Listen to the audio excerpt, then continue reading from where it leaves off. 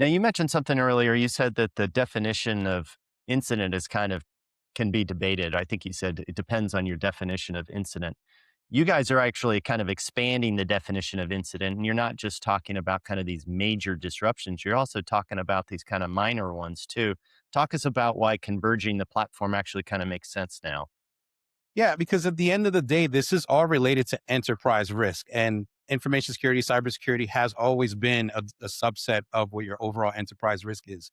And even if you put this in the bucket of IT, the wrong IT incident can have very a massive disruption to the business, right?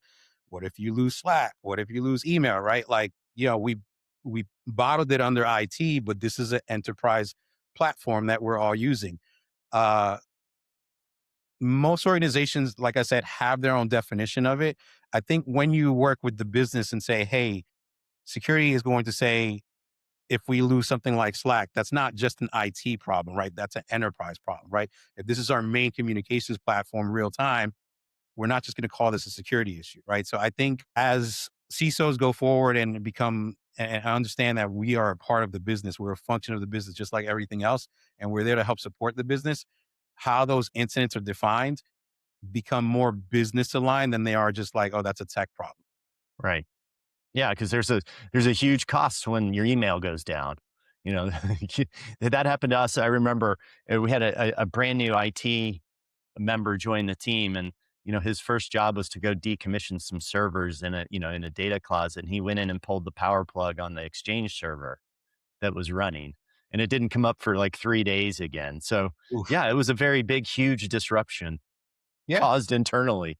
You know, But so this is what I tried to explain to, when I talk about security for leaders who don't come from a technical background, what I explain to them is the role, basically what I do, and I think what people in my industry as CISOs do is this is all about trust management, right?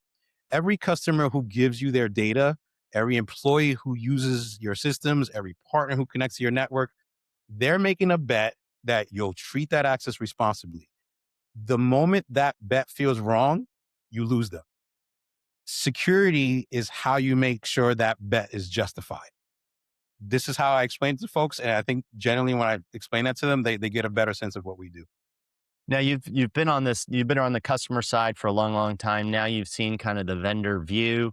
If there's one thing you could kind of tell a CEO or board, something they can do in the next 90 days to reduce their organization exposure before the next breach, what would it be? Yeah. So one of the things I stopped doing a while ago was speaking in technical language to boards.